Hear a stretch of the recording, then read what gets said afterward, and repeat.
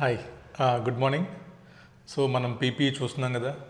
పీపీఈలో మనకి major part అయిపోయింది, cost. So ఒకసారి మనం ఏం చేద్దామంటే కొన్ని క్వశ్చన్స్ చేద్దాం. ICS study mat question, exam question.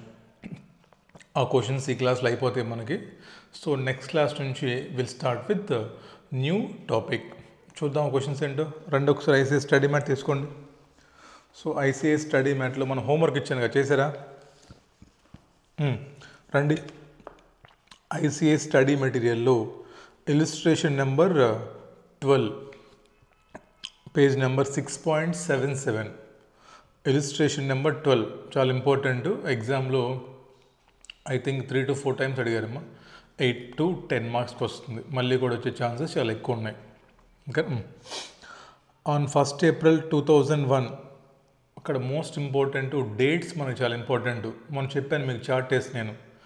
Date of purchase of land, date of construction, date of completion, date of balance sheet. ఈ 4 డేట్లు మనకు కావాలి. ఎందుకు చెప్పండి? ఇంట్రెస్ట్ కోసం, ఓవర్ హెడ్స్ కోసం, ఎంప్లాయీ కాస్ట్ కోసం, లాస్ట్లో డిప్రిసియేషన్ కోసం మనకి డిఫరెంట్ డేట్స్ కావాలి. కాబట్టి మనం ఒక చార్ట్ వేసుకుందాం. చూడండి. On 1st April 2001, Sun Limited purchased some land for 10 millions. ఎంతమ్మా 10 millions అంటే 1 crore, including legal cost of 1 million in order to construct new factory. మీరు ఏదో ఒక ల్యాండ్ కొన్నారంట, ఎంత 10 millions చెప్తున్నాడు. బట్ ఈ 10 millionsలో పర్చేస్ ప్రైస్తో పాటు ఇంకా ఏవి ఇంక్లూడ్ అయింది దీంట్లో లీగల్ కాస్ట్ అంటే రిజిస్ట్రేషన్ ఫీజ్ ఇంక్లూడ్ అయి ఉంది. మరి ఇంక్లూడ్ అయితే మనకేమైనా ప్రాబ్లమా? ఇంక్లూడ్ అయితే ఉంచుదామా, తీసేద్దాం బయటికి? ఉంచుదాం సార్ దాంట్లోనే, బికాజ్ లీగల్ కాస్ట్ అనేవి ఇంక్లూడ్ చేయాలి కాబట్టి. సరే, ఈ క్వశ్చన్లో ఏం చెప్పాడు మీకు? ఇంక్లూడింగ్ అన్నాడు కాబట్టి మీరేం చేయలేదు. ఈసారి ఇంకో క్వశ్చన్లో ఏం చెప్తాడు మనకి? సపరేట్గా చెప్తాడు. అప్పుడేం చేస్తారు? యాడ్ చేసుకుంటాం మనం. Right. Construction work commences on 1st May 2001. చూడండమ్మా, ఇక్కడ వచ్చిన చార్ట్ వేసుకుందాం. ఎప్పుడంటే మనం ల్యాండ్ కొనింది, మనము 1st April ల్యాండ్ కొన్నామంట. ఇంపార్టెంట్, అందుకని ఈ చార్ట్ మీరు కంపల్సరీ వేసుకోవాలి ఎగ్జామ్లో కూడా. సో 1st April 2001 మీరు ల్యాండ్ పర్చేస్ చేశారంట. మరి కన్స్ట్రక్షన్ సేమ్ డేస్ మొదలు పెట్టారా? No, different date. ఎప్పుడది? 1st May. ఇక్కడ కమెన్స్మెంట్ ఆఫ్ కన్స్ట్రక్షన్ సిసి.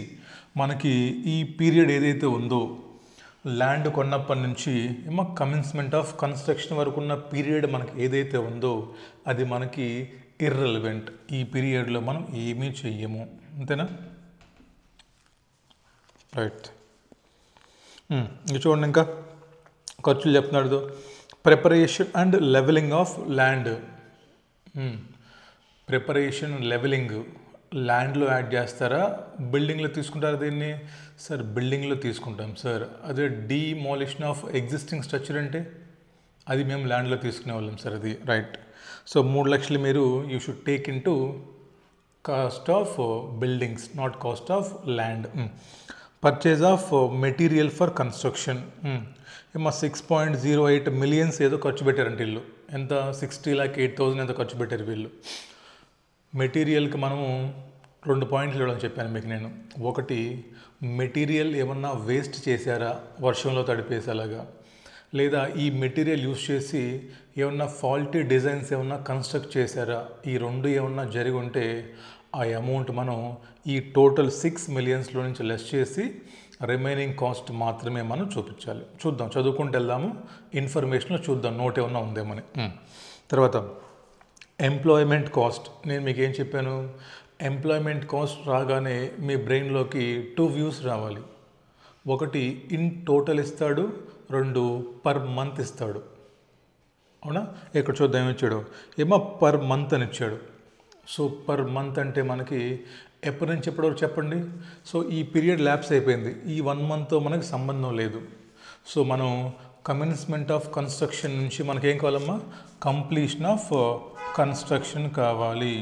ఈ పీరియడ్ ఎన్ని మంత్స్ అయితే ఉంటుందో అన్ని మంత్స్కి మాత్రమే మనం ఎంప్లాయ్మెంట్ కాస్ట్ మనం ఛార్జ్ చేయాలి. 2 lakhs పర్ మంత్ అంట. ఇంటూ నెంబర్ ఆఫ్ మంత్స్ చూసుకుంటాము. కంప్లీషన్ ఆఫ్ డేట్ మనకి ఇస్తాడు కాబట్టి మల్టిప్లై చేసి వేసేస్తాం. దీంట్లో మళ్ళీ ఏమన్నా ఐడియల్ వేజెస్ ఉన్నా ఇలాంటివి ఏమన్నా ఉన్నా కానీ లెస్ చేస్తాం. జనరల్గా పర్ మంత్ ఇచ్చినప్పుడు దాంట్లో ఐడియల్ వేజెస్ ఏముండవు. టోటల్ ఇస్తే ఐడియల్గా ఇస్తాడు. అయినా చూద్దాం, ఇవ్వచ్చేమో కాంబినేషన్ కూడా. తర్వాత ఓవర్ హెడ్స్ అంట. ఓవర్ హెడ్స్ మనకి 2 types ఉంటాయి. జనరల్ ఓవర్ హెడ్స్ లేదా అలికేటెడ్ ఓవర్ హెడ్స్. ఇంకోటి ఏంటి, directly attributable overheads. General overheads మనం తీసుకుంటామా, సింప్లీ ఇగ్నోర్, కింద నోట్ రాస్తాం మళ్ళీ. అదే డైరెక్ట్లీ అట్రిబ్యూటబుల్ అయితే తీసుకుంటాం సార్. బట్ డైరెక్ట్లీ అట్రిబ్యూటబుల్ తీసుకునే ముందు కూడా మీ బ్రెయిన్లోకి 2 points రావాలి. ఒకటేంటి చెప్పండి. ఒకటి ఏంటంటే సార్ టోటల్ ఇచ్చాడా పర్ మంత్ ఇచ్చాడా. టోటల్ ఇస్తే గొడవ లేదు. మళ్ళీ పర్ మంత్ ఇస్తే సార్ పర్ మంత్ ఇస్తే మళ్ళీ ఎప్పటి నుంచి ఎప్పటి వరకు, కమెన్స్మెంట్ ఆఫ్ కన్స్ట్రక్షన్ నుంచి కంప్లీషన్ ఆఫ్ కన్స్ట్రక్షన్ వరకు మాత్రమే మనం తీసుకోవాలి. చెప్పండి ఏమిచ్చాడు. Overheads cost incurred directly, అది అండర్లైన్ చేయండి. మన డైరెక్ట్లీ అనే పది అండర్లైన్ చేయండి. డైరెక్ట్లీ ఎంతంట, 1 lakh పర్ మంత్ అంట. తీసుకుందాం మరి ఇక్కడ ఎక్కడ, ఈ పీరియడే. ఓవర్ హెడ్స్ కూడా మనం ఈ పీరియడ్ మాత్రమే తీసుకోవాలి. 1 lakh ఇంటూ మంత్స్. కింద on going over head cost అలికేటెడ్. ఎప్పుడైతే మీకు అలొకేషన్ కనిపించిందో సింప్లీ ఇగ్నోర్, కొట్టేసేయండి దాన్ని. బట్ మీరు ఖచ్చితంగా ఏవైతే తీసుకోలేదో, దేనికైతే స్పెషల్ ట్రీట్మెంట్ చేశారో మీరు కింద అన్నిటికీ వర్కింగ్ నోట్లో ఏమన్నా నోట్స్ రాయాలి. లేదంటే మీకు 2 నుంచి 3 మార్కులు కట్ అయిపోతాయి. ఓకేనా, right. Income received during the temporary use of factory premises as a car parking during the construction period. మనం చెప్పాను మీకు లాస్ట్లో, మీరు కుమారి ఆంటీకి రెంట్కి ఇవ్వచ్చు లేదా కార్ పార్కింగ్కి ఇవ్వచ్చు. ఈ ఇన్కమ్కి మీ కన్స్ట్రక్షన్కి ఏమైనా సంబంధం ఉందా, లేదు. కాబట్టి ఏం చేస్తుంది, దీన్ని తీసుకెళ్ళి స్టేట్మెంట్ ఆఫ్ ప్రాఫిట్ అండ్ లాస్లో వేసేసి ఇన్కమ్గా చూపించుకుంటాం. కానీ కాస్ట్ ఆఫ్ కన్స్ట్రక్షన్ నుంచి లెస్ చెయ్యము. Temporary income. ఓకేనా, రాసుకోండమ్మా. Statement of profit and loss account. Next చూడండి, cost of relocating employees to work at new factory. మీరు రీలొకేట్ అవుతున్నారు వేరే చోటుకి, మీ జాతకం బాగోలేక. తీసుకుంటారా, నో, కొట్టేసేనమ్మా, తీసుకోం. Cost of opening ceremony, Balayya Babu వచ్చాడు ఓపెన్ చేయడానికి, తీసుకుంటారా, నో. ఇక్కడ వరకు మనకి ఇన్ఫర్మేషన్ అయిపోయింది. ఇప్పుడు చూడండి జాగ్రత్తగా. The factory was completed on 30th November 2001. రాయండి అక్కడ. ఎప్పుడంటే మనకి 30th November 2001. ఇంకెన్ని మంత్స్ చూడండి ఇప్పుడు మనకి. May, June, July, August, September, October, November, మనకి 7 months. Oh my god. ఎందుకు oh my god? Because interest, ఒకవేళ వీడేమన్నా లోన్ తీసుకొని ఉంటే ఇది ఇండేస్ 23 బోరోయింగ్ కాస్ట్ ప్రకారము ఇది సబ్స్టాన్షియల్ పీరియడ్ కాదు కాబట్టి. బట్ ఒకవేళ క్వశ్చన్లో సబ్స్టాన్షియల్ అని చెప్తే ఇంట్రెస్ట్ మనము 7 monthsకి యాడ్ చేస్తాం. చూద్దాం నెక్స్ట్ స్టోరీ ఏంటో. చెప్పాడు చూడండి బ్రాకెట్లో, which is considered as substantial period of time per Ind AS 23. అంటే ఏంటి, ఇంట్రెస్ట్ కూడా మనము ఈ పీరియడ్కే ఛార్జ్ చేయాలి. Right. Production begins on 1st February 2002. Okay, ఇప్పుడు ప్రొడక్షన్ స్టార్ట్ చేశారంట వీళ్ళు. The overall useful life of the factory building was estimated at 40 years from the date of completion. So ఎప్పుడు అంటున్నారు వాళ్ళు, 40 years లైఫ్ అంట. మీరు ఒక బిల్డింగ్ కన్స్ట్రక్ట్ చేస్తున్నారు ఇప్పుడు, ఓకేనా. ఈ బిల్డింగ్ మొత్తానికి ఎక్కడి నుంచి, ఇక్కడ నుంచి వాడు స్టార్ట్ చేస్తున్నాడు. కంప్లీషన్ ఆఫ్ కన్స్ట్రక్షన్ నుంచి దీని లైఫ్ 40 years అంట. సో ఎప్పుడైతే మీరు బిల్డింగ్కి వచ్చారో మీరేం చెక్ చేయాలి, బిల్డింగ్తో పాటు ఇంకా ఏమైనా బిల్డింగ్తో పాటు ఇంకేమైనా కాంపోనెంట్స్ ఉన్నాయో చెక్ చేద్దాం. రూఫ్ లాంటివి చూడండి ఒకసారి. However it is estimated that అక్కడ ఎఫ్ అని పడిందమ్మా, రూఫ్ అది. The roof will need to be replaced after 20 years from the date of completion. ఓ అంటే ఈ బిల్డింగ్కి ఉన్న రూఫ్ ఏదైతే ఉందో ఇదేమో 20 years లైఫ్ అంట, బిల్డింగ్ ఏమో 40 years లైఫ్ అంట. మరి కాంపోనెంట్ అకార్డింగ్ ఏం చెప్తుంది మనకి? If main part and component having different useful life అయితే అప్పుడు మనం డెఫినెట్గా we should use depreciation differently. మరి ఇప్పుడు చెప్పండి, ఇప్పుడు మనం టోటల్ ల్యాండ్ కనుక్కుంటాం కాస్ట్, తర్వాత టోటల్ బిల్డింగ్ లేదా ఫ్యాక్టరీ కాస్ట్ కనుక్కున్న తర్వాత ఏం చేస్తాం చెప్పండి, డిప్రిసియేషన్ కనుక్కునేటప్పుడు మళ్ళీ ఈ టోటల్ బిల్డింగ్ కాస్ట్ ఎంతైతే వచ్చిందో దాన్ని మళ్ళీ మనం 2 ముక్కలు చేస్తాం. ఒకటేమో మెయిన్ స్ట్రక్చరు, ఒకటేమో కాంపోనెంట్. డిఫరెంట్గా చేసేసి డిప్రిసియేషన్ డిఫరెంట్గా కనుక్కుంటాం. అంతేనా? మరి బ్యాలెన్స్ షీట్లో కలిపే ప్రజెంట్ చేస్తాం. ఓకేనా? రైట్. ఇప్పుడు ఏం చెప్పాడు మనకు? టోటల్ బిల్డింగ్ కాస్ట్లో దేర్ ఆర్ 2 కాంపోనెంట్స్ అన్నాడు. ఏది? బిల్డింగ్ స్ట్రక్చర్ ఒకటి, రూఫ్ ఒకటి.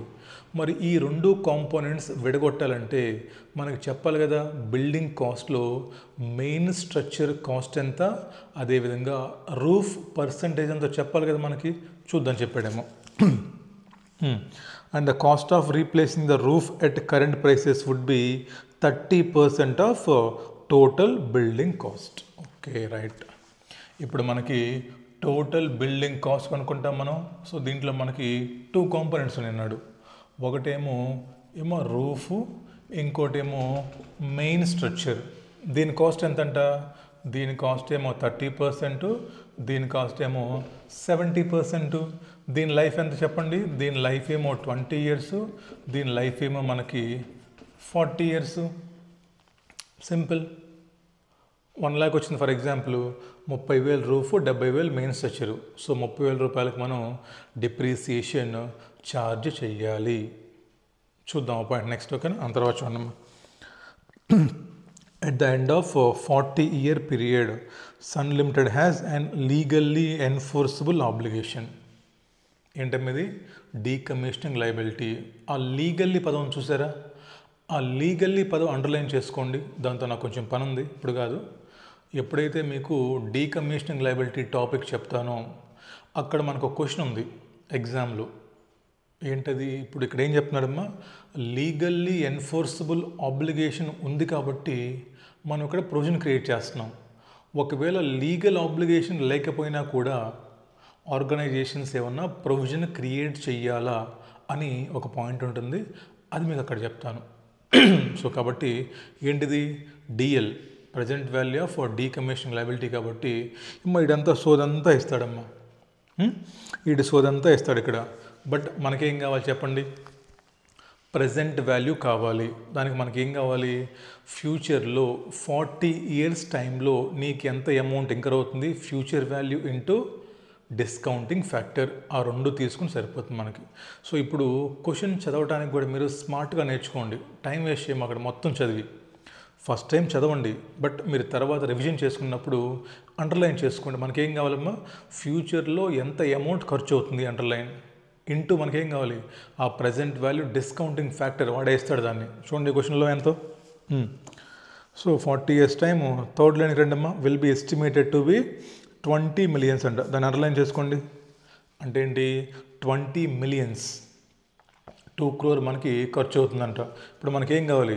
ప్రజెంట్ వాల్యూ కావాలి. ఫ్యాక్టర్ చెక్ చేయండి ఎంత ఉందో. ఇచ్చాడు చూడండి లాస్ట్ లైన్లో 0.046. So simply PV of DL ఎంత మనకి? 20 millions ఇంటూ 0.046. సింపుల్ అంతే. ఈ మిగతా పారాగ్రాఫ్ అంతా సొల్లు మనకి. నెక్స్ట్ ఏమని చెప్పడం మనకి ఇంకా స్పెషల్ పాయింట్ ఏం మిగిలిపోయింది మనకి? ఇంట్రెస్ట్. పక్క పేజ్ చెప్పండి చూద్దాం. The construction of the factory was partly financed by loan of 17.5 millions. మీరు లోన్ తీసుకున్నారంట. ఇంట్రెస్ట్ ఎంత మరి? 6% ఇంట్రెస్ట్ అంట. మరి ఛార్జ్ చేయాలా? ఎన్ని మంత్స్కి? సార్ కమెన్స్మెంట్ ఆఫ్ కన్స్ట్రక్షన్ నుంచి కంప్లీషన్ ఆఫ్ కన్స్ట్రక్షన్ వరకు 7 months. సింపుల్. ఇంట్రెస్ట్ పాయింట్ వచ్చినప్పుడు ఏమొస్తుంది అంతవరకు మనకి ఏదన్నా ఇన్వెస్ట్మెంట్ ఇన్కమ్ చూద్దాం. చెప్పాడేమన్నా 1 lakh అంటమ్మా ఇన్వెస్ట్మెంట్ ఇన్కమ్. అప్పుడు ఏం చేస్తాం మనం ఈ ఇంట్రెస్ట్ ఛార్జెస్లో నుంచి ఆ 1 lakh ఇన్కమ్ లెస్ చేసేసి రిమైనింగ్ ఎంతైతే ఉందో అది మనం క్యాపిటలైజ్ చేస్తాం. చూసారా, మీరు నేర్చుకున్న కాన్సెప్ట్ కానీ మీ బ్రెయిన్లో రివైజ్ చేసుకుంటే క్వశ్చన్లో ఒక్క పాయింట్ కూడా మీరు తప్పు చెయ్యరు. అండ్ క్వశ్చన్ మీకు వితిన్ 10 minutes ఎగ్జామ్లో అయిపోతుంది. ఇలా ఒక చార్ట్ వేసుకొని ప్రతి పాయింట్ థింక్ చేసుకుంటూ ఏమిచ్చాడు, మనకి ఏమి ఇవ్వచ్చు, ఇక్కడ ఏమిచ్చాడు. సో అప్పుడు మీకు తప్పు పోదు, మీకు ఫుల్ మార్క్స్ వస్తే మీరు కింద వర్కింగ్ నోట్లు రాస్తారు, క్యాలిక్యులేషన్స్ చేస్తారు, 8 out of 8 మీకు వస్తాయి. ఓకేనా, స్టార్ట్ చేద్దామా. అందుకే అడిగాడు చూడండి, మన రిక్వైర్మెంట్ చాలా ఇంపార్టెంట్ మనకి. Compute the carrying amount of factory on balance sheet of Sun limited on 31st March 2002. Explain treatment of all the amounts referred in this part of answer. మిమ్మల్ని ఏమంటున్నాడు, బ్యాలెన్స్ షీట్లో ప్రజెంటేషన్ కావాలంటే వాడికి. మీరు balance షీట్లో non current assets అని చెప్పేసి factory బిల్డింగ్లో ఎంత రాస్తారు, ఎలా రాస్తారు అంటున్నాడు. ఎలా రాస్తారు? ల్యాండ్ వేరు బిల్డింగ్ వేరు రాస్తారా? లేదా డిప్రిసియేషన్ కాంపోనెంట్ వేరు మెయిన్ ఫ్యాక్టర్ వేరే రాస్తారా? నో, అవన్నీ వర్కింగ్ నోట్స్లోనే. అల్టిమేట్గా మనం ఏం చేస్తామమ్మా, చివరికి వెళ్ళి ల్యాండ్ అండ్ బిల్డింగ్స్ కలిపేస్తాము and depreciation and both component plus main structure కలిపి లెస్ చేసి మనం బ్యాలెన్స్ షీట్లో చూపిస్తాం. స్టార్ట్ చేద్దామా. రిక్వైర్మెంట్ ఏమో మనకి బ్యాలెన్స్ షీటు, బట్ మనకేం కావాలి దానికోసం? We should find out cost కదా. మరి రాయండి ఇంకా. Calculation of cost of factory. పైన ఫ్యాక్టరీ అని హెడ్డింగ్ పెట్టినాము. సబ్ హెడ్డింగ్ మనం కాస్ట్ ఆఫ్ ల్యాండ్ పెట్టుకుందాము. ఇక్కడ ల్యాండ్కి ఒక పాయింట్ ఉందిగా, మర్చిపోయాం. మనకి we had only 1 point for land. అదేంటి, ల్యాండ్ పర్చేస్ చేసాము, దాంట్లోనే లీగల్ కాస్ట్ కూడా ఇంక్లూడ్ అయ్యింది కాబట్టి మళ్ళీ సపరేట్గా కాస్ట్ ఆఫ్ ల్యాండ్ కనుక్కోవాల్సిన అవసరం లేదు కదా మనకి. ఒకవేళ ఏమన్నా పాత బిల్డింగ్ ఏమన్నా దాని మీద ఉండి దాన్ని ఏమన్నా మనం డిమాలిషన్ చేసి అక్కడ ఏమన్నా స్క్రాప్ వచ్చి ఇలా ఏమన్నా 2-3 పాయింట్లు వస్తే దెన్ మీరు సపరేట్గా కాస్ట్ ఆఫ్ ల్యాండ్ కనుక్కుందాం. ఇక్కడ అవసరం లేదు కదా, సింగిల్ పాయింట్ ఉంది. Cost of land is purchase price plus registration fee. రెండమ్మ చేద్దాం. సో మనకి 10 million అంటే ఎంతమ్మా, 1 కోటి రూపాయలు. కాబట్టి కింద అమౌంట్ ఎలా ఇచ్చాడు మీకు, కొన్ని రూపీస్లోనే ఇచ్చాడు, అన్నీ 2 lakhs అని. మీ ఇష్టం అమ్మా. వీడు ఏం చేశాడంటే ఇక్కడ సున్నాలు ఎక్కువ పెట్టడం ఇష్టం లేక రూపీస్ ఇన్ thousands చేశాడు వాడు. మీరు కావాలంటే రూపీస్ ఇన్ క్రోర్సే రాసుకోండి, కన్ఫ్యూజ్ అవ్వకుండా ఉండాలంటే. ఎందుకంటే ఇప్పుడు లేదు 1000 చేద్దామా, లేకపోతే అది మీ ఇష్టం. ఇప్పుడు వాడు 1 కోటి రూపాయలు అంటే సున్నాలు ఎక్కువ వస్తాయి కాబట్టి వాడేం చేశాడు, 1000sలో కన్వర్ట్ చేశాడు ఐసీఐ వాడు. చూద్దాం మనం కూడా. అంటే ఎప్పుడైనా నెంబర్ ఆఫ్ జీరోస్ ఎక్కువ ఉంటే కన్వర్ట్ ఇంటూ 1000s అమ్మ. సో రాయండి, స్టార్ట్ చేయండి. Calculation of cost of factory.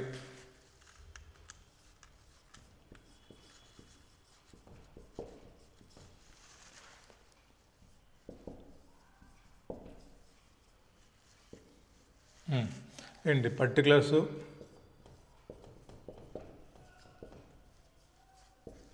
Rupees. First చెప్పండి, కాస్ట్ ఆఫ్ ల్యాండ్.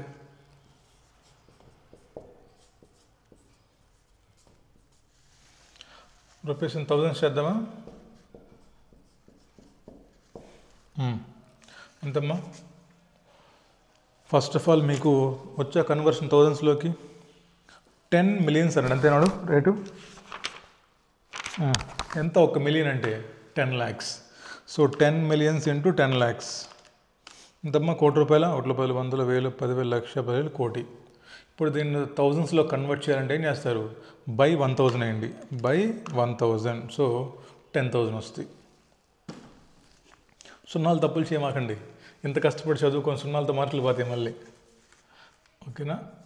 ఈ గొడవ అంతా నాకు ఎందుకు అనుకుంటే 1 కోటి రూపాయలు రాసేసుకో, గొడవ లేదు. తర్వాత ప్రిపరేషన్ అండ్ లెవెలింగ్ కాస్ట్ సున్నాలు 3 తీసేయాలమ్మా, 3 కొట్టేసాను సున్నాలు. యాడ్ చేద్దాం preparation cost. Yes sir, preparation and levelling 300. Right. Next purchase of material. So మెటీరియల్కి ఏమన్నా అడ్జస్ట్మెంట్ ఇచ్చాడు క్వశ్చన్లో? క్వశ్చన్ మొత్తం చదివాం మనం. మెటీరియల్కి ఏమైనా అడ్జస్ట్మెంట్ ఉందా మనకి? వేస్టేజ్ అలాంటివి ఏం లేవనుకుంటాను ఇక్కడ. సో కాబట్టి రాసేయండి మెటీరియల్ నో అడ్జస్ట్మెంట్స్. ఉంటే లెస్ చేసేవాళ్ళం వాటిని.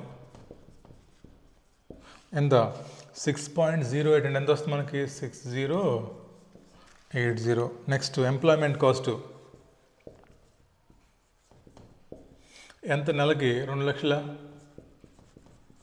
ఎన్ని మంత్స్?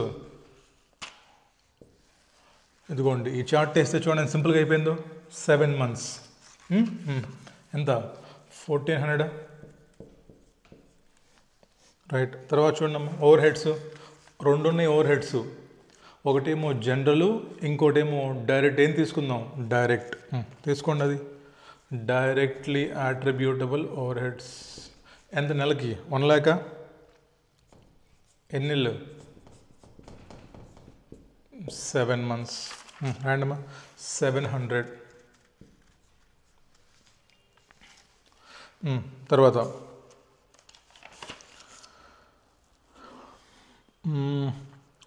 అలొకేటెడ్ ఓవర్ హెడ్స్ తీసుకుంటామా? తీసుకోం. సో ఐసీఏ వాడు ఏం చేశాడంటే ఇక్కడ దీంట్లోనే రాసి నిల్లని రాశాడు. మీ చాయిస్ అది. మీరు ఎక్కడ రాస్తే నిల్లని రాయండి, లేదా కింద వెళ్ళి సపరేట్గా ఒక నోట్స్ రాద్దాం మనం కింద. Notes and note number 1 over heads మేము ఇవి తీసుకోవట్లేదు. Next note number 2 relocation expenses మేము తీసుకోవట్లేదు. నెక్స్ట్ ఓపెనింగ్ సెరమనీ తీసుకోము, స్టాఫ్ ట్రైనింగ్ తీసుకోము. అంటే టెంపరీ ఇన్కమ్ ఇక్కడ తీసుకోకుండా దాన్ని మేము ప్రాఫిట్ అండ్ లాస్ అకౌంట్లో వేస్తాము అని చెప్పేసి ఆ 4 పాయింట్లు ఏవైతే ఉన్నాయో ఏంటన్నమా చెప్పండి అవి ఒకసారి. Allocated over heads, relocation of employees, opening ceremony, అదేవిధంగా టెంపరీ ఇన్కమ్ ఏదైతే ఉందో యూ హ్యాడ్ 2 ఆప్షన్స్. ఏదర్ క్వశ్చన్లో రాయండి, లేదు క్వశ్చన్లో వద్దనుకుంటే కింద వెళ్ళి వర్కింగ్ నోట్లో note number 1, note number 2, note number 3, note number 4 అని చెప్పేసి వాళ్ళకి ఎక్స్ప్లెనేషన్ ఇస్తే బెటర్గా ఉంటుంది. మనం అలా చేద్దాం. ఓకేనా? రైట్ అమ్మా. అయిపోయిందిగా మొత్తం. ఇంకా సో రీలొకేషన్ అయిపోయింది. ఇంకేమన్నాయి మన దగ్గర? సో మన దగ్గర ఇంకా 2 పాయింట్లు ఉన్నాయి. ఒకటేమో సార్ డీకమిషనింగ్ లయబిలిటీ, రెండేమో ఇంట్రెస్ట్. రాయండి అమ్మా. డీకమిషనింగ్ లయబిలిటీ రాయండి. Present value of decommissioning liability. మనకు 2 కావాలి. ఏంటవి? Future value into PV factor. ఎంత ఫ్యూచర్ వాల్యూ దానికి? ఎంత చెప్పాడమ్మాడు? 20 million అంట. అంటే ఎంత? 20,000.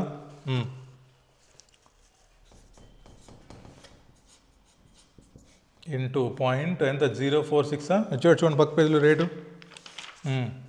046. ఇంత మల్టిప్లై చేయండి. ఆన్సర్లు చూడమాకండి. 20,000 into 0.046 మన 920.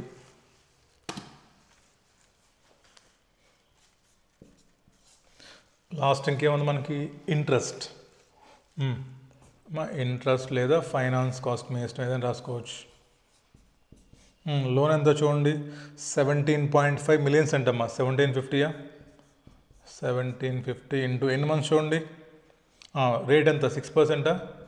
ఎన్ని మంత్స్? అదిగో 7/12. ముందు లోపల సైడ్ రాయండి అమ్మా. ఎందుకని? మన దగ్గర టెంపరీ ఇన్కమ్ లెస్ చేయాలి కదా దాని నుంచి మళ్ళీ. సో 1750, 17,500 ఇంటూ 17,500 అమ్మా.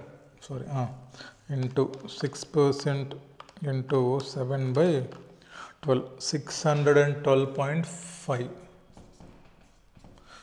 మరి మైనస్ ఇన్కమ్ ఎంత? 100.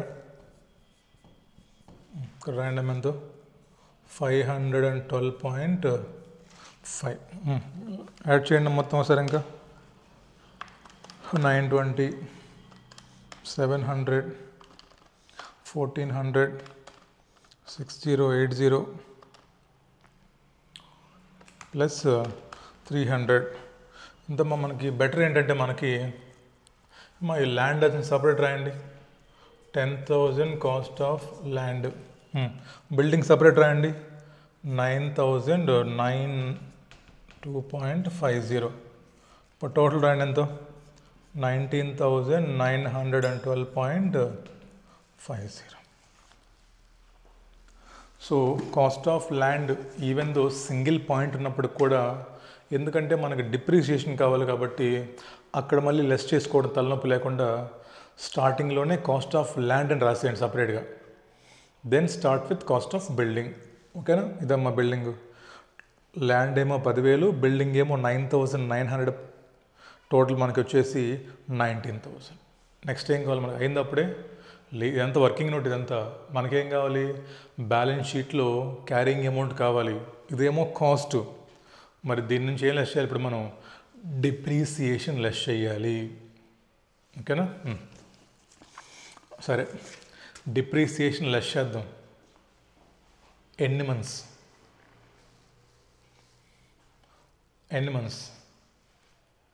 ఇదేమో బ్యాలెన్స్ షీట్ డేట్. ఇది ఏదమ్మా 31st March 2002. ఇక్కడ 1 month ఎగిరిపోయింది. ఈ 1 month మనకి పనికిరాదు. ఇక్కడ 7 months ఏమో మనకి ఇంకా అసెట్ రెడీ అవ్వలేదు. మరి ఇప్పుడు నీ బిల్డింగ్ కన్స్ట్రక్షన్ ఎప్పుడు కంప్లీట్ అయిపోయింది? Sir building construction 30th November 2001 finish అయింది. బట్ నీకు ఒక పాయింట్ చెప్పాడు చూడు ఎక్కడో, కమెన్స్మెంట్ ఆఫ్ ప్రొడక్షన్ అని మిమ్మల్ని కన్ఫ్యూజ్ చేయడానికి. Production begins on 1st February 2002 అంటమ్మా. ఇక్కడెక్కడో నీకు 1st February commencement of production అంట. ఎప్పుడు చెప్పు మరి? డిప్రీసియేషన్ అనేది ఎసెట్ రెడీ టు యూజ్ నుంచి ఛార్జ్ చేస్తావా, పుట్ టు యూజ్ నుంచి ఛార్జ్ చేస్తావా? సార్ ఎసెట్ అనేది రెడీ టు యూజ్ నుంచి మేము డిప్రీసియేషన్ ఛార్జ్ చేస్తాము. సో కాబట్టి మాకు యాక్చువల్ పుట్ టు యూజ్ అనేది అంత రెలవెంట్ కాదు. అంటే ఏంటి? మనకి ఎన్ని మంత్స్ ఇప్పుడు? సో ఈ డేట్తో మాకు ఇర్రెలవెంట్ కాబట్టి మేము ఈ 4 months పీరియడ్కి, 4 months కదా మనకుంది, December, January, February, March, ఈ 4 months పీరియడ్కి మేము డిప్రీసియేషన్ ఛార్జ్ చేస్తాం. చూసారా చార్ట్ వేస్తే ఎంత క్లియర్గా ఉందో? కన్ఫ్యూజన్ లేదు ఎక్కడ మీకు. First 1 month waste, next 7 months మనకు 3 ఎంప్లాయ్మెంట్ కాస్ట్ అయినా, మెటీరియల్ అయినా, ఓవర్ హెడ్స్ అయినా, ఇంట్రెస్ట్ అయినా, లాస్ట్ 4 months మనకి డిప్రీసియేషన్. సో మనకి purchase of land date waste, అక్కడ commencement of actual production date కూడా మనకి వేస్ట్. ఎసెట్ కంప్లీట్ అయ్యి రెడీ టు యూజ్లో ఉన్నప్పటి నుంచి బ్యాలెన్స్ షీట్ డేట్ వరకు ఎన్ని మంత్స్ అయితే ఈ ఇయర్లో ఎసెట్ మన బ్యాలెన్స్ షీట్లో ఉందో, దెన్ దట్ మంత్స్, ఆ 4 monthsకి మనం డిప్రీసియేషన్ ఛార్జ్ చేస్తాం. రైట్ అమ్మా? రైట్. రాద్దాం నెక్స్ట్ ఇంకా క్యాలిక్యులేషన్ ఆఫ్ డిప్రీసియేషన్. నెక్స్ట్ వెళ్ళిపోండి, అయిపోద్ది దూరనే, 2 minutes అంతే. చార్ట్ వేసుకోవాలి మీరు. ఎక్కడ రాస్తాను? నేను ఇక్కడ రాస్తాను డిప్రీసియేషను, మీరు ఎక్కడ రాసుకోండి, ఎందుకంటే చార్ట్ ఉంది కాబట్టి. రండి అమ్మా. Calculation of depreciation. Total cost of building.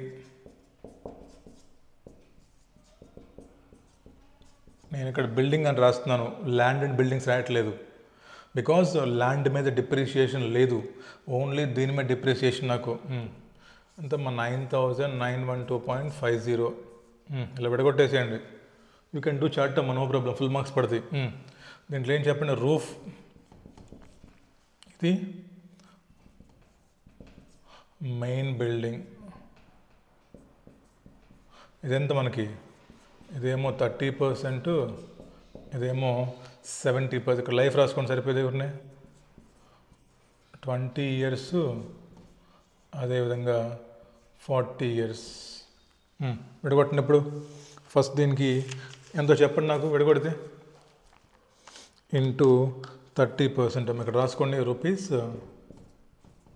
₹2973.75 minus 9912.5 ఎంత మీది? ₹6938.75. అది ఫస్ట్ మనం కాస్ట్ కనుక్కున్నాం. రాయండి. డిప్రీసియేషన్ ఈక్వల్ టు ఎలా వస్తుందో చెప్పండి. రూపీస్ 2973.75. స్క్రాప్ ఉందా? ఏం లేదు. బై లైఫ్ ఎంత చెప్పండి దీనికి? 20 years లైఫ్. 2973.75 బై 20 years అమ్మా. ఎంత వచ్చింది సంవత్సరానికి? బై 12 ఇంటూ మనకి ఎన్ని మంత్స్ కావాలి? 4 months ఇంటూ 4 months బై ఎంతమ్మా? 49.56. అంతే కదా? మీరు చేయాలి సొంతంగా. దీని సంగతి చెప్పండి. 6938.75 బై 40 years. అది సంవత్సరానికి మనకి 12 months కావాలి. ఫస్ట్ బై 12 ఇంటూ 4 ఎంత? 57.82. రెండు కలపండి. డిప్రిసియేషన్తో ప్లస్ 49.56 107.38. ఇది మన టోటల్ డిప్రిసియేషన్. ఎలా వచ్చింది? చాలా సింపుల్. ఫస్ట్ మీరు బిల్డింగ్ కాస్ట్ మొత్తం తీసుకోండి.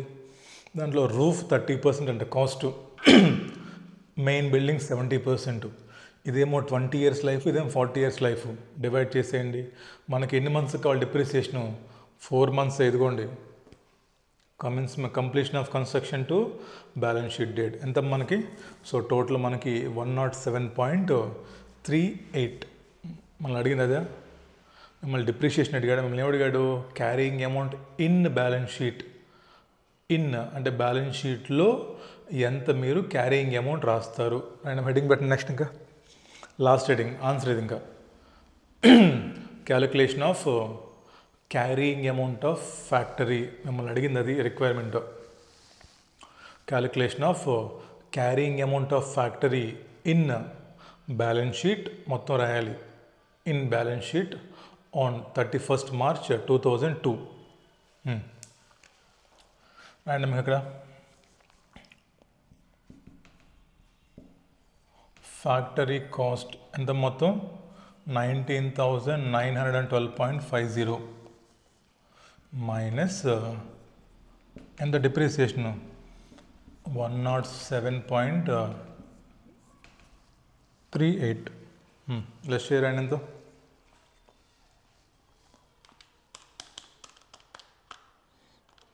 ఎంతమ్మా? 19,805.12. 19,805.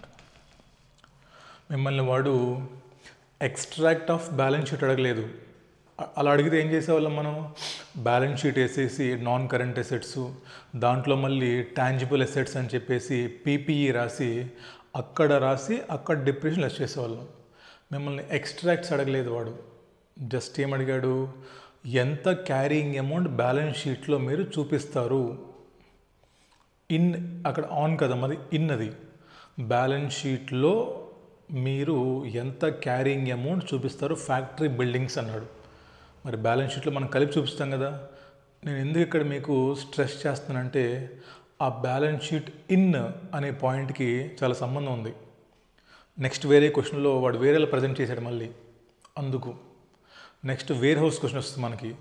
వేర్ హౌస్ క్వశ్చన్లో వాడు అక్కడ కొంచెం వేరేగా ప్రజెంటేషన్ ఇచ్చాడు. అందుకని ఎందుకు సార్ మరి కన్ఫ్యూజన్ అంటే, కన్ఫ్యూజన్ ఏం కాదమ్మా.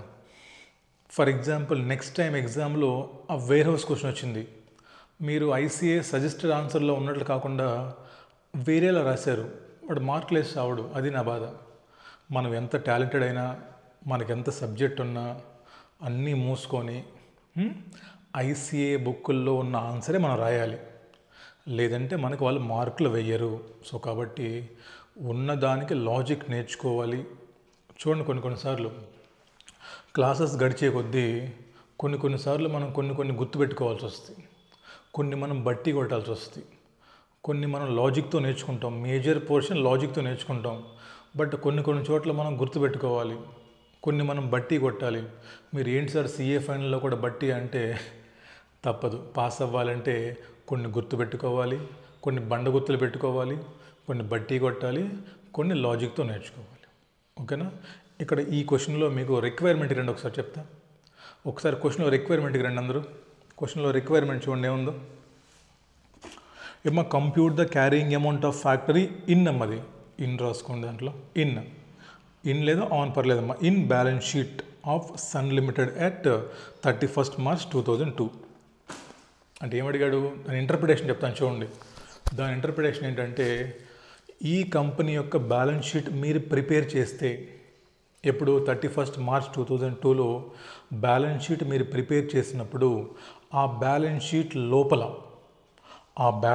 లోపల మీరు నాన్ కరెంట్ అసెట్స్ హెడ్డింగ్లో పీపీఈ అని చెప్పేసి ఫ్యాక్టరీ బిల్డింగ్స్ ఎంత రాస్తారు? తెలుగులో రాసుకోండి, కావాలంటే తెలుగులో రాసుకోండి. ఎందుకంటే ఈ క్వశ్చన్కి నెక్స్ట్ వచ్చే క్వశ్చన్కి డిఫరెన్స్ ఉంది కాబట్టి, మెయిన్ డిఫరెన్స్ అది. చూడటానికి అసలు అర్థం కాదు, డిఫరెన్స్ ఉన్నట్టు మీకు తెలియదు, బట్ డిఫరెన్స్ ఉంది. మీరు ఈ ఆన్సర్ రాస్తారు, అక్కడ మార్కులు కొట్టేస్తాడు. ఓకేనా? ఇప్పుడు ఏంటి క్వశ్చన్లో రిక్వైర్మెంటు? బ్యాలెన్స్ షీట్ ప్రిపేర్ చేస్తే నాన్ కరెంట్ అసెట్స్ కింద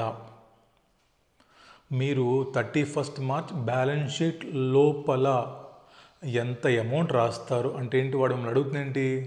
బ్యాలెన్స్ షీట్ అడుగుతున్నాడు, నాట్ నోట్స్ టు అకౌంట్స్. అదే మిమ్మల్ని నోట్స్ టు అకౌంట్స్ అడిగితే ఏం చేస్తున్నప్పుడు ల్యాండ్ కాస్ట్ ఎంత, అంతే కదా. నోట్స్ టు అకౌంట్స్ అడిగితే, వర్కింగ్ నోట్ అడిగితే దీనికి, ఇప్పుడు మనకి దీనికి వర్కింగ్ నోట్ ఏంటి చెప్పండి? దీని వర్కింగ్ నోట్ మనకి ఏమొస్తుంది చెప్పండి? కింద వస్తే ల్యాండ్, బిల్డింగ్ ఇది లోపల రాస్తాము, మైనస్ డిప్రిసియేషన్ ఆన్ బిల్డింగ్ అని వర్కింగ్ నోట్ రాసి 2 యాడ్ చేసి పంపిస్తాం. మనల్ని వాడు అడిగింది వర్కింగ్ నోట్ కాదు, వాడు మనల్ని ఏమడిగాడు? బ్యాలెన్స్ షీట్ లోపల ప్రజెంటేషన్ అడిగాడు మనల్ని.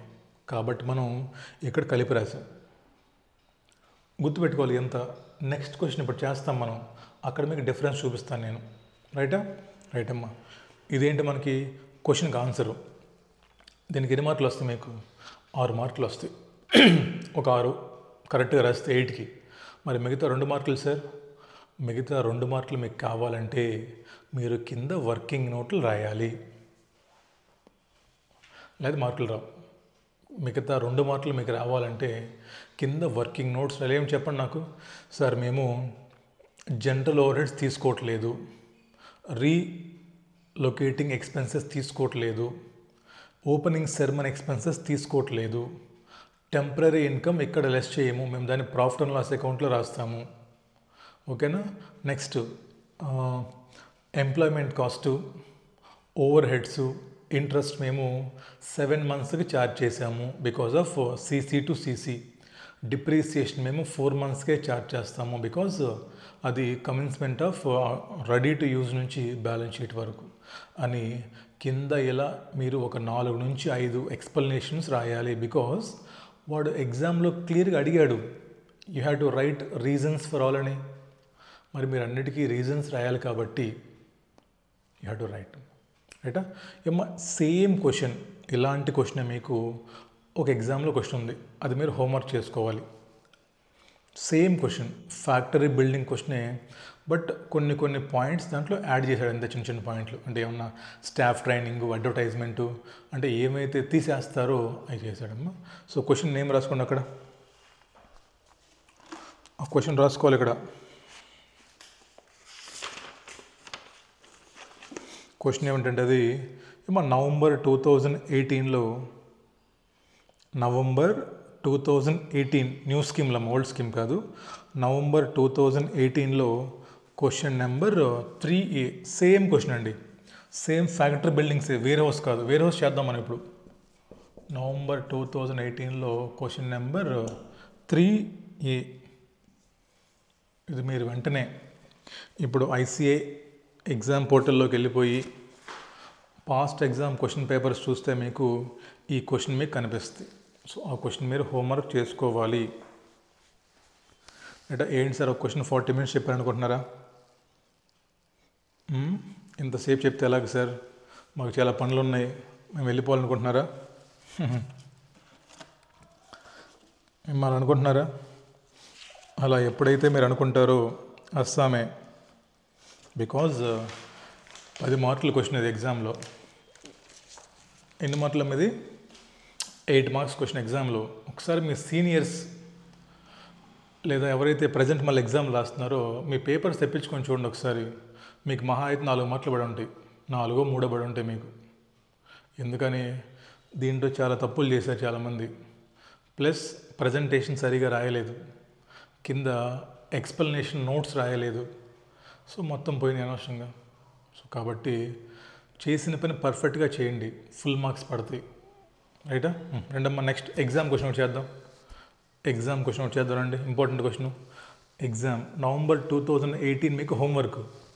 నెక్స్ట్ ఎగ్జామ్ క్వశ్చన్ మీకు May 2023 క్వశ్చన్ నెంబర్ 3B. ఇది కూడా మా ఎగ్జామ్ పేపర్స్ మీకు ఇచ్చాను క్లాసెస్ పర్చేస్ చేసిన వాళ్ళకి. దీంట్లో చూడండి మీరు. Exam question May 2023 question number ఎంత? 3B. మా పీపీ మనకు కొంచెం టైం పడుతుందమ్మా, చెప్పాను కదా ముందే. బికాజ్ ఇది నాకు బేసిక్ స్టాండర్డ్, ఇది బేసిక్. ఇక్కడ మీకు స్ట్రాంగ్ బేస్ పడితే నెక్స్ట్ 5 స్టాండర్డ్స్ లేపేస్తాను నేను. సో చాలామందికి పీపీ రాదు. 10 మార్కులు వచ్చాయి మన ఎగ్జామ్లో, అంతకుముందు 10 మార్కులు వచ్చాయి. నీకు ప్రతి అటెంప్ట్లో మినిమం 10 మార్క్స్ ఎగ్జామ్లో పీపీ బేస్ క్వశ్చన్స్ వస్తాయి. సో మీరు పీపీ 10 మార్కుల కోసం కనీసం 10 గంటలన్నా చదవకపోతే ఏమా, ఇప్పుడు 10 మార్క్స్ కోసం కనీసం మీరు 10 అవర్స్ అన్నా వినాలి. ఫస్ట్ 10 అవర్స్ విన్నదాన్ని మనం సమ్మరైజ్ చేస్తాం 1 అవర్లో. బట్ మీరు 10 అవర్స్ వినే ఓపిక కూడా మీకు లేకపోతే నేనేం చేయలేనమ్మా. కొంతమంది ఏదో ఫాస్ట్ ట్రాక్ క్లాసెస్ కావాల్సిన మెసేజ్ పెడుతున్నారు. మా దగ్గర ఫాస్ట్ ట్రాక్లు, మా దగ్గర వేరే ట్రాక్లు ఏమి ఉండవమ్మా మన దగ్గర.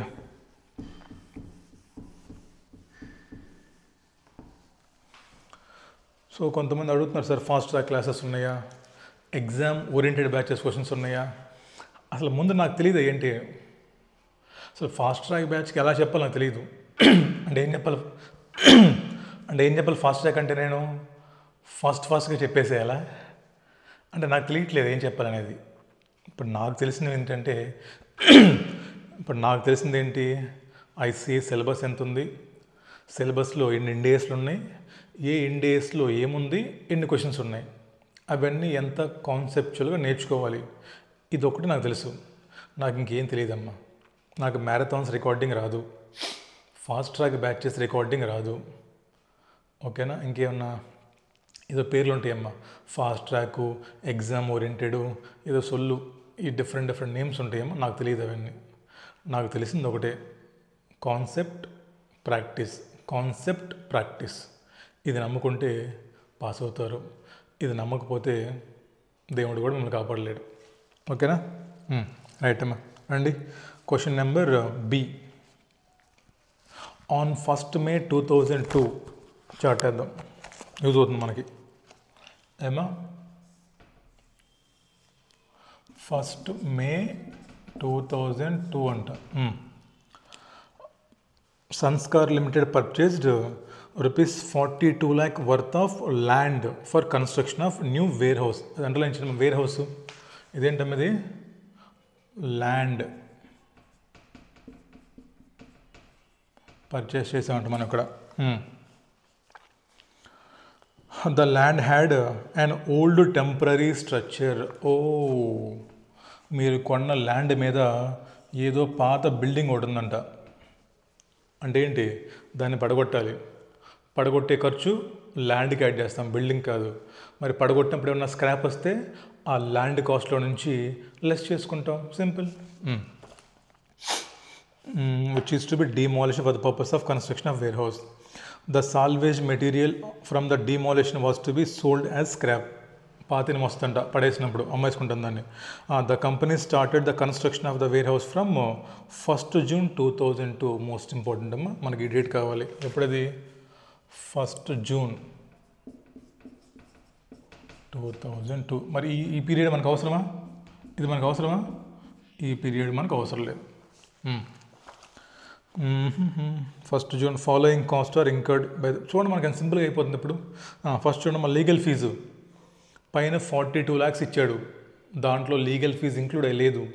ఇందా క్వశ్చన్లో ఇంక్లూడ్ అయి ఉంది, ఇక్కడ ఇంక్లూడ్ అయ్యిందా? ఏం చేద్దాం, యాడ్ చేద్దాం. 42 lakh ప్లస్ 1,50,000 ఏమో ఆర్కిటెక్ట్ ఫీజ్, ఇంజనీరు దేంట్లో యాడ్ చేస్తాం, ల్యాండా బిల్డింగా? సరే బిల్డింగ్ డిజైన్ కోసం తీసుకొస్తాం కాబట్టి బిల్డింగ్ కాస్ట్లో యాడ్ చేస్తాం. Cost of demolition of existing structure ఎంత, 1,35,000. వీడు చూడండి ఎంత ఎదవ కాకపోతే ముందు రిజిస్ట్రేషన్ ఫీజు ఇచ్చాడా?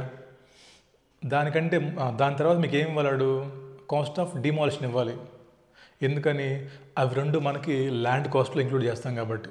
వాడు మధ్యలో ఏమి ఇచ్చాడు, తీసుకొచ్చి ఆర్కిటెక్ట్ ఫీజు ఇచ్చాడు మధ్యలో, అంటే మిమ్మల్ని కన్ఫ్యూజ్ చేయడానికి.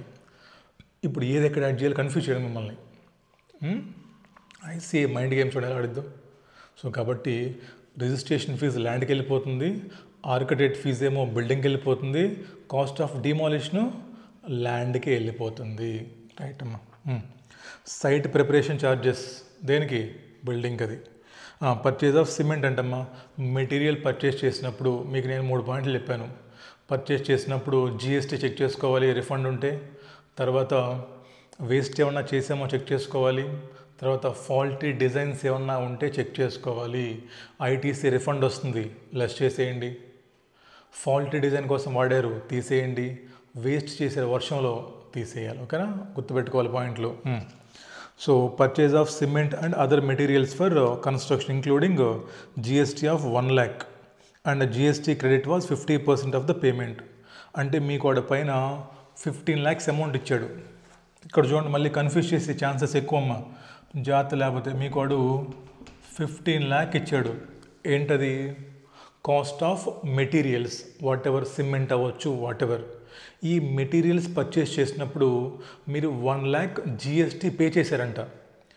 ఇప్పుడు క్వశ్చన్ ఏంటంటే ఈ 1 lakh జిఎస్టీ ఈ 15 lakhలో ఇంక్లూడ్ అయ్యి ఉంది. అది ఇంపార్టెంట్ పాయింట్ నీకు అర్థమవుతుందా? ఒకవేళ ఇక్కడ ఇంక్లూడ్ అయ్యింది కాబట్టి జిఎస్టీ రిఫండ్ ఎంతమ్మా, జిఎస్టీ మనకి 1 lakh జిఎస్టీయా. సో 1 lakh జిఎస్టీలో మనకి 50% రిఫండ్ అన్నాడు. ఓకే, మరి 50,000 రూపీస్ ఆ పైన 15 lakhలో ఇంక్లూడ్ అయ్యి ఉంది కాబట్టి నువ్వు లెస్ చేస్తున్నావు. ఇప్పుడు అదే నెక్స్ట్ టైం ఎగ్జామ్లో ఏం చేయొచ్చు, పైన 15 lakhs ఇచ్చేసి ఈ 1 lakh కింద సపరేట్గా ఇస్తాడు. అంటే పైన 15 lakhsలో ఇంక్లూడ్ అయ్యి లేదు. అర్థమవుతుందా? క్వశ్చన్ పేపర్ టఫ్ అంటే ఎలా వస్తుందో.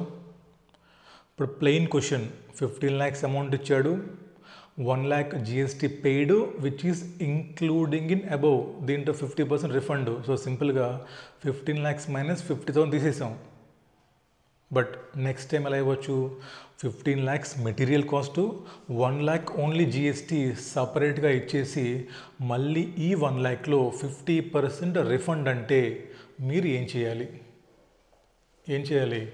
50% రిఫండ్ అమౌంట్ ఇగ్నోర్ చేసేసి మిగతా 50% నాన్ రిఫండబుల్ అమౌంట్ ఎంతైతే ఉందో దాన్ని తీసుకెళ్ళి 15 lakhకి యాడ్ చేసుకోవాలి. అప్పుడు మీకు 15,50,000 మెటీరియల్ కాస్ట్ వస్తుంది.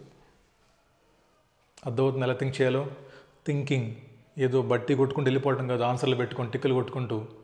థింక్, ప్రతి స్టేజ్లో థింక్ చేయండి, మీకు ఆన్సర్లు వస్తాయి. రైటా? ఇప్పుడు ఏం చెప్పండి నీ సంగతి, 1 lakh ఇంక్లూడ్ అయ్యింది. బట్ ఈ 1 lakhలో 50 మనకి మోడీ గారు రిఫండ్ ఇస్తారు కాబట్టి 50 తీసేయండి. రైట్ అమ్మా. Employment cost of the construction 8 lakhs చెప్పాడు. ఇది ఇన్ టోటల్ చెప్పాడు. చూడండి మీకు పర్ మంత్ చెప్పాలి. అక్కడ చూద్దాం. ఇన్ టోటల్ ఉన్నప్పుడు అడ్జస్ట్మెంట్స్ ఉండొచ్చు, ఐడియల్ వేజెస్ ఉండొచ్చు, ఇది నెంబర్ ఆఫ్ మంత్స్ ఎక్కువకి ఇచ్చి ఉండొచ్చు. చూద్దాం ఒకసారి ఇదేనా. ఓకేనా? నెక్స్ట్ జనరల్ ఓవర్ హెడ్ తీసుకుంటామా, కొట్టేసేయండి. Next overhead cost directly incurred తీసుకుంటాం కదా. బట్ టోటల్ ఇచ్చాడు, పర్ మంత్ ఇచ్చాడా? పర్ మంత్ మనకి ఎప్పుడు కావాలి, మనకి సీసీ ఉంది. ఇప్పుడు కమెన్స్మెంట్ ఆఫ్ కన్స్ట్రక్షన్ చూసాము, మనకి కంప్లీషన్ కావాలి. చూద్దాం నెక్స్ట్ పేజ్లో ఉంటుంది అది. ఈ పీరియడ్కే నువ్వు మెటీరియల్ ఏంటమ్మా, ఎంప్లాయ్మెంట్ కాస్ట్ అయినా, ఓవర్ హెడ్ అయినా, ఇంట్రెస్ట్ అయినా ఆ పీరియడ్కే తీసుకోవాలి. తర్వాత ఏంటి చూడండి, income received from land using for temporary parking అమ్మా, కుమారి ఆంటీ తీసుకుంటామా? నో. ఎక్కడికి వెళ్ళిపోద్ది? ఎస్పిఎల్. అంతేగా, పక్క పేజ్ చెప్పండి. Receipt of 35,000 being proceeds from sale of salvage material for demolition అంటమ్మా. ఇదోండి, ఇక్కడ ఈ పాత బిల్డింగ్ మనం డిమాలిష్ చేసామా? ఎంత ఖర్చు చెప్పండి దాని ఖర్చు. పాత బిల్డింగ్ డిమాలిష్ చేస్తే మనకి 1,35,000 అంటున్నాం, అవునా? సో నీకు 1,35,000 అయిందంట. బట్ ఈ పాత బిల్డింగ్ పడగొట్టే క్రమంలో నీకేదో స్క్రాప్ వచ్చిందంట, పాత సామాన్లు. మరి అక్కడి నుంచి లెస్ చేయాలి కదా, దాన్ని లెస్ చేయి. సో ఇక్కడనే దీన్ని లెస్ చేసేసి 35,000 మన నెట్ 1,00,000 రూపీస్. ఏంటది? Cost of demolition of existing structure. దాన్ని ఎక్కడ యాడ్ చేస్తాము? సరే ఎక్కడ యాడ్ చేస్తామంటే ముందు క్వశ్చన్ చూస్తాము.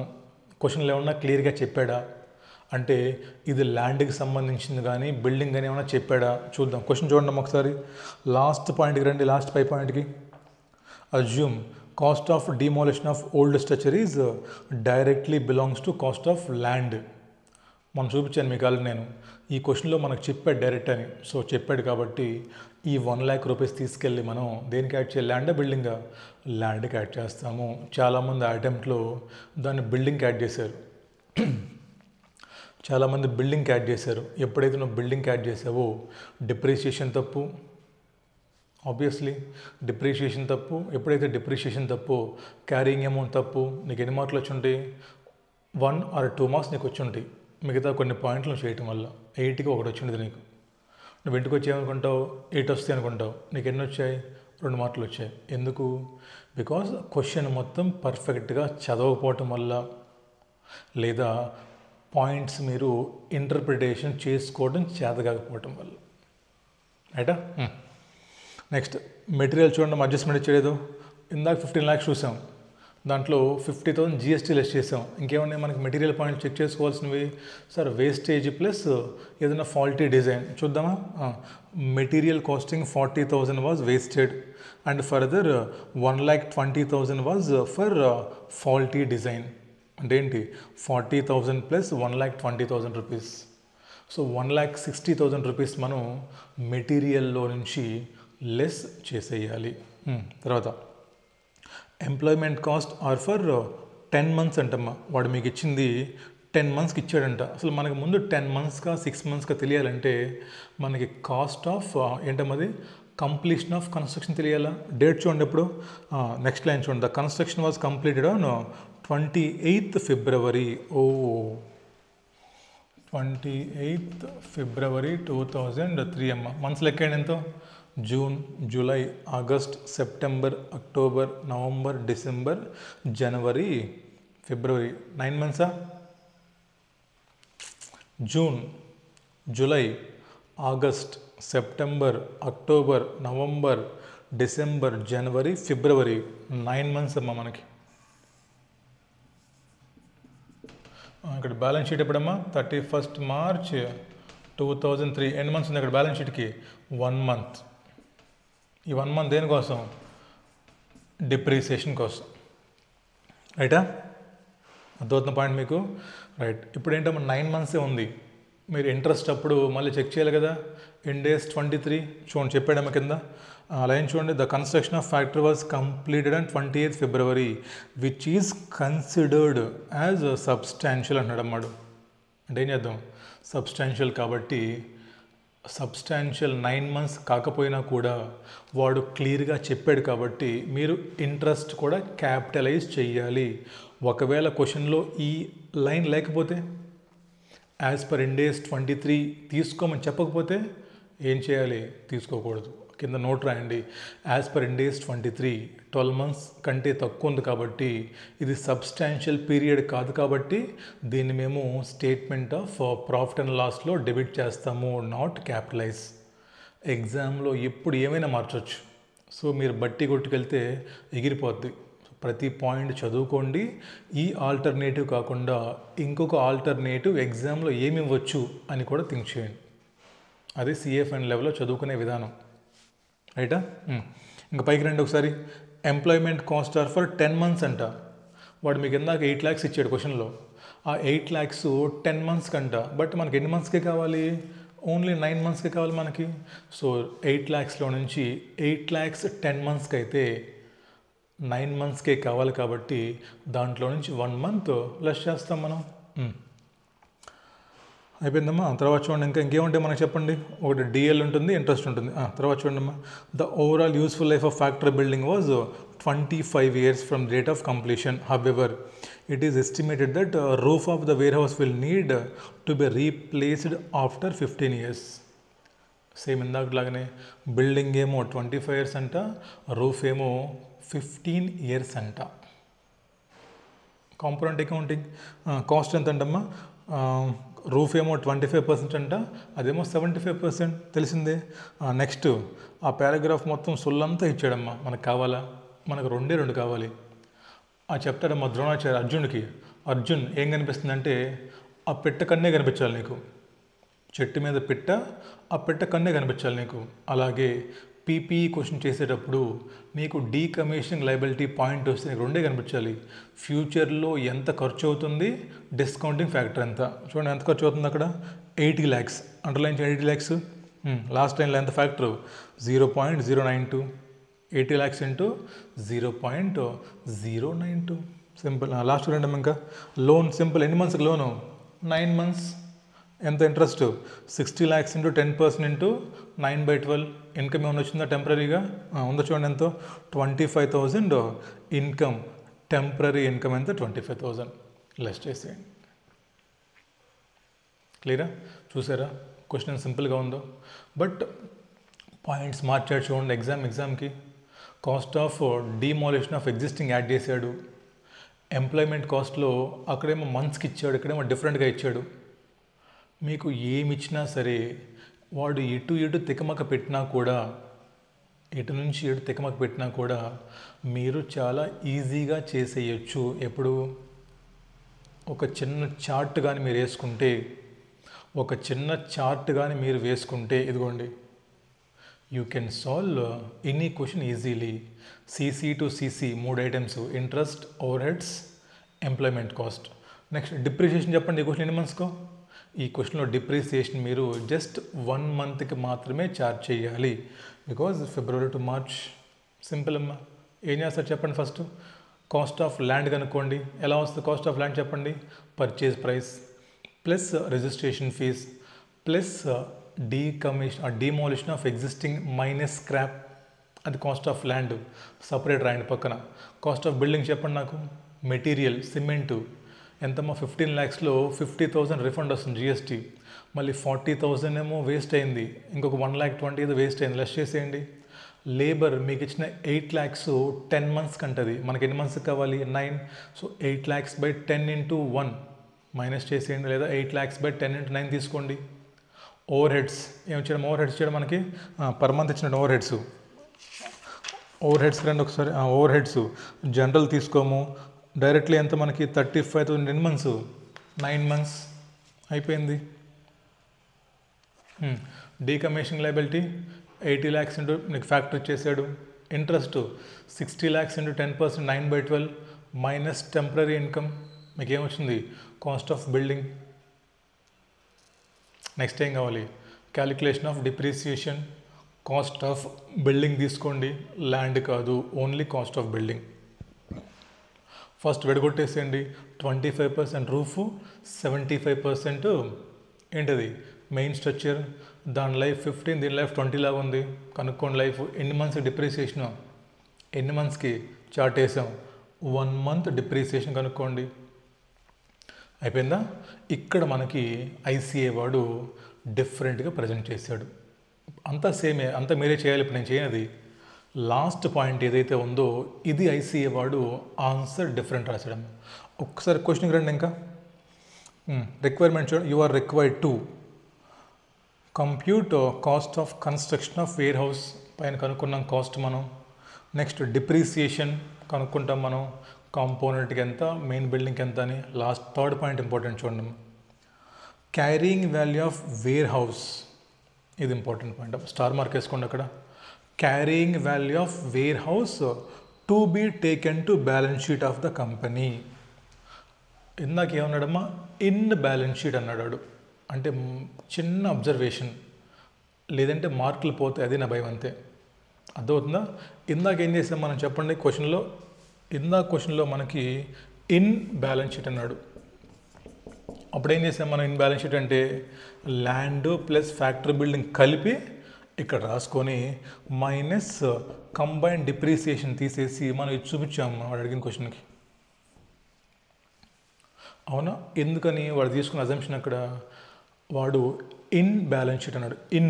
ఇన్ అంటే బ్యాలెన్స్ షీట్లో నువ్వు ఫ్యాక్టరీ బిల్డింగ్స్ ఎంత చూపిస్తావు అని అడిగాడు. బట్ ఇక్కడేమన్నాడు? టు బీ టేకెన్ అంటున్నాడమ్మా. టు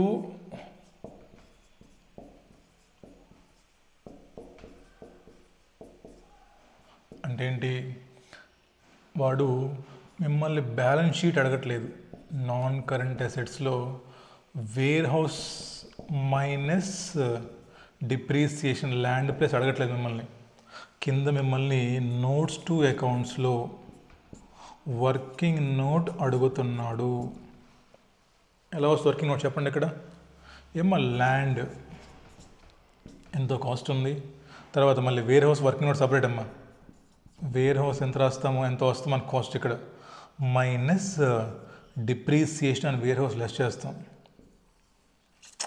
ఇది వాడు మిమ్మల్ని అడుగుతున్నాడు. అర్థమవుతుందా? ఇప్పుడు ఏం చేస్తాం? ఈ వేర్ హౌస్ అమౌంట్ని ఏమో దీన్ని ప్లస్ ల్యాండ్ కలిపి we will taken into balance sheet.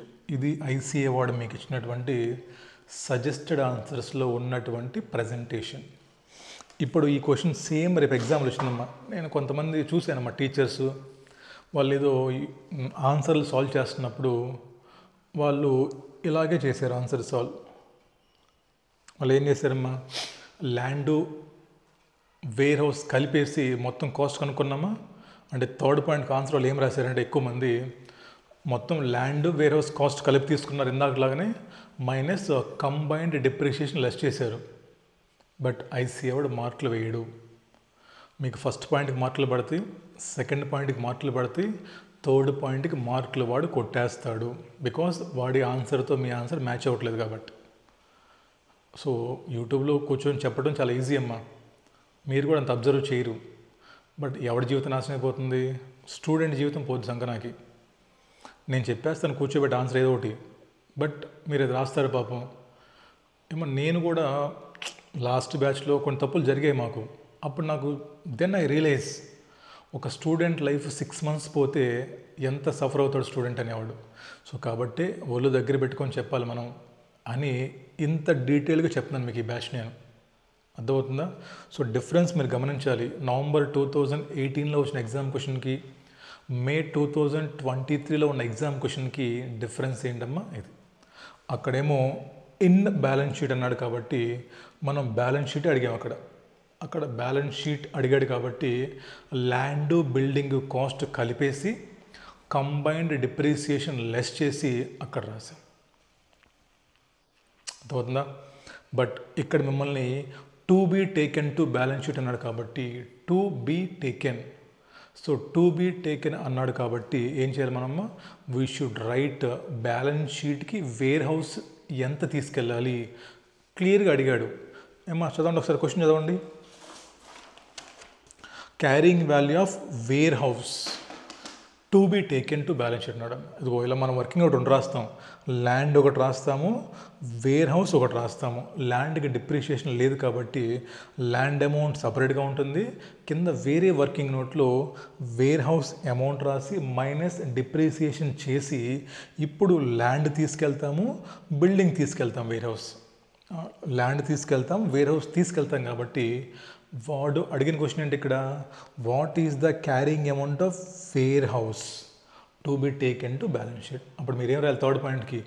Okay, అప్పుడు ఏం రాయాలంటే carrying amount of warehouse to be taken equal to total cost of warehouse తీసుకోండి minus depreciation and warehouse తీసుకొని అది చూపించండి. అంతేకాని అక్కడ మీరు ల్యాండ్ కాస్ట్ యాడ్ చెయ్యమాకండి. మీకు అర్థమైందా డిఫరెన్స్? ఆ క్వశ్చన్కి ఈ క్వశ్చన్కి అక్కడ మీరు ల్యాండ్ అండ్ ఫ్యాక్టరీ కలిపి చూపించారు, అది ఇన్ బ్యాలెన్స్ షీట్ కాబట్టి. ఇది టు బీ టేకెన్ కాబట్టి వేర్ హౌస్ అనేది సపరేట్గా రాయాలి. మీరు కావాలంటే ICAI సజెస్టెడ్ ఆన్సర్స్ వెళ్ళి చెక్ చేసుకోండి. డిఫరెన్స్ మీకు కనిపిస్తుంది. ఓకేనమ్మా, రైట్. దట్స్ ఇట్ అమ్మా. అవి మీకు 3 మొత్తం పాస్ట్ ఎగ్జామ్ క్వశ్చన్స్ ఉన్నాయి. సో ఈ క్వశ్చన్స్ జాగ్రత్తగా 3 చేయండి. ఎనీ టైం క్వశ్చన్ మళ్ళీ రిపీట్ అవ్వచ్చు, రైటా? సో ఇక్కడతోటి మనకి ఒక పార్ట్ అయిపోయింది. కాస్ట్ ఏంటి ఇదంతా చూసారా, ఎంత సింపుల్గా అయిపోయినాయి క్వశ్చన్స్, ఎక్కడ తప్పు చేయకుండా. ఎందుకు? కాన్సెప్ట్ మనం అలా బిల్డ్ చేసుకున్నాం. అలానే ఉంటుంది మన ఎఫ్ఆర్ మొత్తం. సో నెక్స్ట్ వస్తే ఇంకా బిజినెస్ కాంబినేషను, కన్సాలిడేషను, ఏదైనా సరే మనకి ఇండేస్ 115 ఫైనాన్షియల్ ఇన్స్ట్రుమెంట్స్, ఎవ్రీథింగ్ ఇంత సింప్లిఫైగా నేను చెప్తాను మీకు. ఓకేనమ్మా, right. Tomorrow will start with new topic. పీపీలోనే ఈఎంఐ బేస్లో కొంటే ఏంటి, అదేవిధంగా ఎక్స్చేంజ్ చేసుకొని కొంటే ఏంటి. మనకి ఇంకొక 4 to 5 hours పడుతుంది పీపీ. కంగారు పడకండి, పీపీ మనకు ఒక 10 hours పడుతుంది. 10 మార్కుల కోసం మీరు 10 hours వినాలి. మొత్తం వినండి, ఒకసారి ప్రాక్టీస్ చేయండి. మీకు 1 hour సమ్మరీ పెడతాను మళ్ళీ మీకు, చాలు. ఫస్ట్ టైం 10 hours, నెక్స్ట్ నుంచి 1 hour, టైం పట్టదు. కాన్సెప్ట్ బిల్డింగ్ అంతే, ఇనీషియల్ క్లాసెస్ కదా. సో బేసిక్స్ మొత్తం స్ట్రాంగ్గా చెప్పాలి మీకు. ఓకేనమ్మా, కలుద్దాం మళ్ళీ. బాయ్.